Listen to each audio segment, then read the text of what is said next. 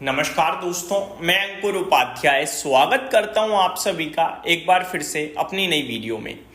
दोस्तों, ट्रम्प साहब के ऑलमोस्ट 100 दिन कंप्लीट होने वाले हैं उनके सेकंड टर्म के, जब से वो प्रेसिडेंट बने हैं। मैं आपको याद दिलाना चाहूँगा, करीब 20 जनवरी 2025 को उन्होंने शपथ ली थी, प्रेसिडेंट की कुर्सी पर वो बैठे थे।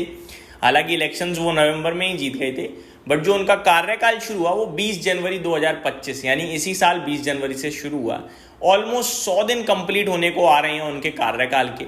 ऐसे में अमेरिका में कुछ पोल करवाए गए कि भैया ये 100 दिन कैसे रहे हैं ट्रम्प साहब के, तो उस पोल में कुछ ज़्यादा पॉजिटिव आ नहीं रही है भाई। स्पेशली मागा, जो उन्होंने कहा था मेक अमेरिका ग्रेट अगेन, ये उनका नारा था इस बार के इलेक्शन का, तो ऐसा कुछ दिख नहीं रहा है और लोग डिसअपॉइंट हैं ये जो टैरिफ वगैरह हो रहा है उसकी वजह से। साथ ही साथ इमिग्रेशन रोकने को लेकर उन्होंने अपने इलेक्शंस में बहुत ज़्यादा जोर दिया था, तो किसी को लेकर ज़्यादा खुशी नहीं है। लेकिन अगर आप देखें तो इतना कुछ नेगेटिव होने के बावजूद आप अगर पॉजिटिव वोट्स की बात करें तो वो भी अराउंड 45% है। जी हाँ, मतलब अभी आप देखो ट्रम्प साहब के कार्यकाल में आई थिंक सब कुछ नेगेटिव ही हो रहा है, उसके बावजूद 45% लोग सेटिस्फाई हैं ट्रम्प साहब के फर्स्ट 100 डेज के कार्यकाल के साथ। 55% आना कि डिस अप्रूव करते हैं। तो ये कुछ अपडेट आते हुए दिख रही है, वो मैंने आपके साथ शेयर करी कि ट्रम्प साहब का सेकंड कार्यकाल अमेरिका के सिटीजन्स को कैसा लग रहा है। दोस्तों, यहाँ बात करना चाहूँगा आप सभी के साथ एक ऐसी कंपनी के बारे में जो बेहतरीन कंपनी है और निफ्टी का भी हिस्सा बनी है अभी recently.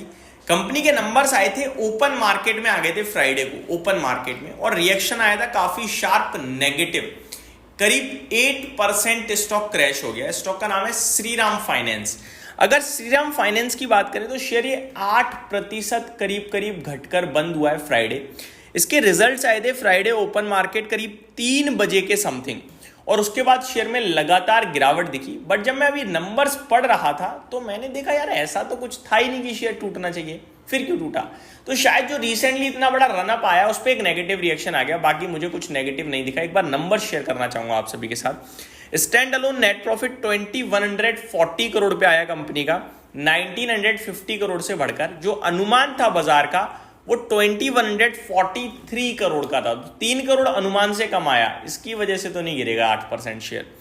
Company approved resource mobilisation plan for financial year 26 approved to offer payment services through mobile wallets, prepaid cards, ये एक अप्रूव्ड आया है। एसिड क्वालिटी की बात करें तो काफी बढ़िया दिखी है, लगभग 4.55% पे आए हैं, 5.38% से घटकर। जीएनपीए तो बढ़िया है। एनएनपीए की बात करें तो 2.68% से घटकर 2.64% पे आता हुआ दिखा है, तो ये भी बढ़िया है। रेवेन्यू की बात करें तो 9480 करोड़ के सामने 11500 करोड़ का रेवेन्यू है। तो नंबर्स तो इतने वीक नहीं थे, जैसे स्टॉक टूट गया 8%, आई थिंक बाउंस बैक आ जाना चाहिए। अब मैंने इसके नंबर्स कवर करें और थोड़ा पॉजिटिव साउंड कर रहा हूँ। डिस्क्लेमर भी देना चाहूँगा, स्टॉक मेरी पोर्टफोलियो में है, पर्सनल लेवल पे लंबी अवधि के लिए है, लंबे समय से है और लंबी अवधि के लिए मैं होल्ड भी करूंगा। ये मैंने आपके साथ डिस्कशन कर दिया आगे, और इसमें कोई मेरा बाय या सेल के लिए आपके साथ सुझाव नहीं है, केवल और केवल रिजल्ट्स डिस्कस करें। आगे बात करें दोस्तों तो कल भी कुछ बड़ी कंपनियों के नंबर्स आने हैं, अल्ट्राटेक सीमेंट जैसी। अब अल्ट्राटेक सीमेंट से पहले मैं आपके साथ रिजल्ट्स शेयर करूं तो इंडिया सीमेंट के नंबर मुझे वीक लगे हैं जो आते हुए दिखे हैं, और दालमिया भारत के नंबर आई थिंक आ चुके हैं, और वो नंबर्स जहां तक मुझे याद आ रहा है पॉजिटिव साइड पे दालमिया भारत के एग्जैक्टली, या फिर आए ही नहीं है, मेरे को कुछ मतलब थोड़ा बैक ऑफ द माइंड आ रहा है। नहीं, नंबर्स आ चुके हैं, 23 अप्रैल को आए थे। 5 रुपए का डिविडेंड आया था। नंबर्स इंटरेस्टिंग थे, अच्छे थे, जैसा कि मैं कह रहा हूँ, क्योंकि कुछ तो याद आ रहा था, पूरा एग्जैक्टली नहीं याद आ रहा था। तो दालमिया भारत एक अच्छी बड़ी थोड़ी सी सीमेंट कंपनी, उसके नंबर ठीक थे। वहीं इंडिया सीमेंट एक छोटी कंपनी, इसके नंबर्स खराब थे। अब लेट्स सी कल सीमेंट सेक्टर से सबसे बड़ी कंपनी अल्ट्राटेक सीमेंट कैसे पेश करेगी। इस बीच में एसीसी के नंबर भी आए थे ओपन मार्केट में। स्टॉक हालांकि कुछ कर नहीं पाया था, कुछ बड़ा नहीं करा, लेकिन नंबर एसीसी के भी बेहतरीन आते हुए दिखे थे जहां तक मुझे याद आ रहा है। तो ये सीमेंट क्षेत्र से अभी तक मिले जुले रुझान आए हैं। लेट्स सी कल अल्ट्राटेक सीमेंट कैसे नंबर पेश करता है। इसी के साथ कल बाजार जब ओपन होगा तो आपको कहाँ नजर रखनी चाहिए, शॉर्ट में बताता हूँ। वैसे तो शेयर मार्केट एनालिसिस पे मैं डिटेल में बात करूंगा। निफ्टी में आपको 24,250 के पहले कोई तेजी के बारे में नहीं सोचना है, और अगर आप थोड़ा व्यू पोजिशनल या मीडियम टर्म का ले रहे हैं तो 24,425 के ऊपर ही लॉन्ग के बारे में सोचें।